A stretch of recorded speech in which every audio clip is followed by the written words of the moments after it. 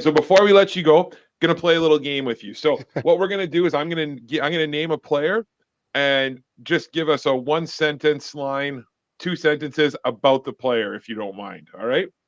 Okay. Sure. We'll start with my favorite player from the Greyhounds roster this year. I cannot wait to see where this guy goes. But Alex Kostov.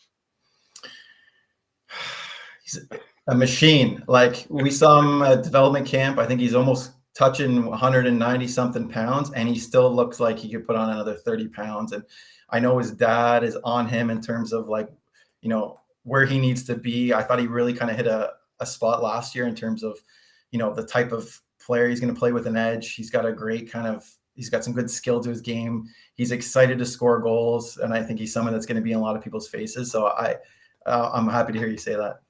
Spencer Evans. Spencer, he's a triplet. He's somebody that kind of really just continued to pop off the page for us. And he's got the physicality to him. He can snap pucks. I thought he did a great job for us when he came up in that kind of 9-game stint towards the end of last year. He had a great year, putting up a good amount of points, but I think he's somebody that's going to surprise some guys as well. Matthew Virgilio. I think Matthew was kind of put in a lot of tough spots last year in terms of where we had him in the lineup. I think he's got an excellent chip on his shoulder, and every kid we talk to, he's going to be, I don't know if he's going to be the rep moving forward, but every kid we talked to in the draft that was in that GTA area was like, yeah, I heard you guys, Matthew Virgilio's up there. Like they just pumped his tires, and then all they heard is positives from the Soo from him. So I'm going to have to give him a pat on the back when he's back up in August, because he was a great ambassador for us. Connor Clotenberg. The sheriff.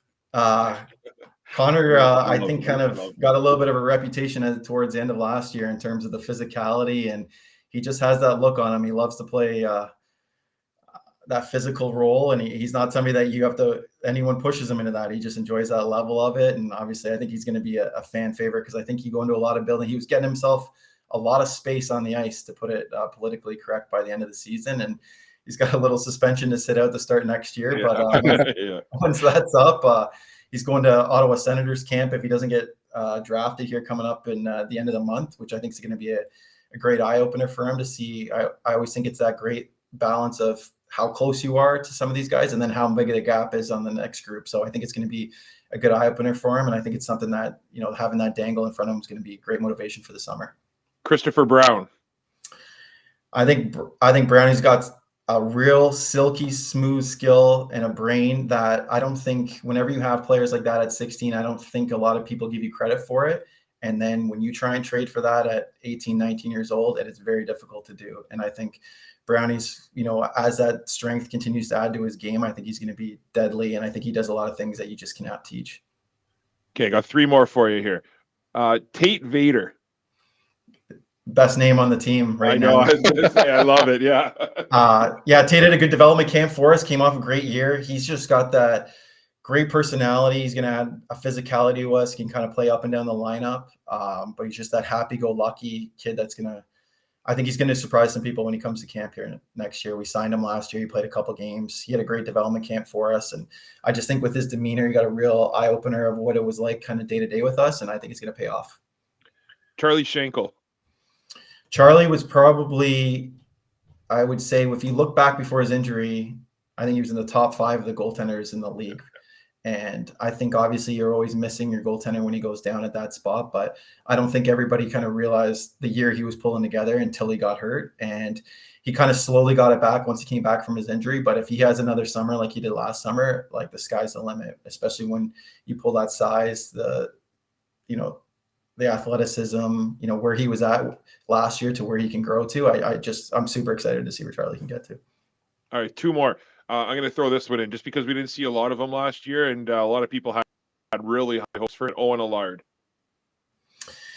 Yeah, Owen is another guy that he got hurt out of development camp last year. The playoff he had for us again, that series against Flynn, the speed, the size, the skill, like all those things. And I'm not being hard on him. I don't think he ever got back to that level with us last year. We tried to hide him a little bit on the wing at times, but I think he's somebody that, we really missed, and somebody that we had penciled in to play high in the lineup. And he's going to be somebody that, to your point, I think you'll see in October, November where he's going to be, and you're going to go like, yeah, I forgot about him. I'm of course he is where he's supposed to be, but yeah, he was kind of the forgotten guy last year for sure. And finally, the captain, Bryce McConnell Barker. Yeah, I think Bryce, it was looking at how the year was. I know he put a ton of pressure on his own shoulders last year.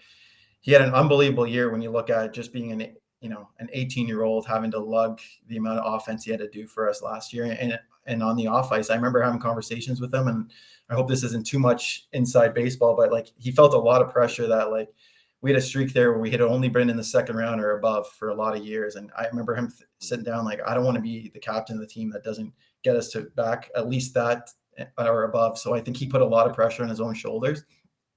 I think he's somebody that's going to be on the World Junior radar next year. And I think having signed his contract, spent a little bit of time in Hartford here in the spring, I just think he's going to have that kind of pressure taken off his shoulders, and he's going to be able to show everybody what he can do night in and night out. So I'm super excited to get him back. And now I think he's going to really take on that ownership of being a leader, which I think he was there the second half. I think we knew with the team, we wanted him to be the future leader, and it was kind of, thrown right into the fire, truthfully. And it was kind of when it's not going the way you want it to go, I think that's when you really kind of learn how to be a leader. It's easy when you're winning games to be the good guy in the room with high fives, but it's a different element when you kind of have that pressure and a lot of guys looking to you for answers. So I think, taking that pressure off of next year is just going to unleash him.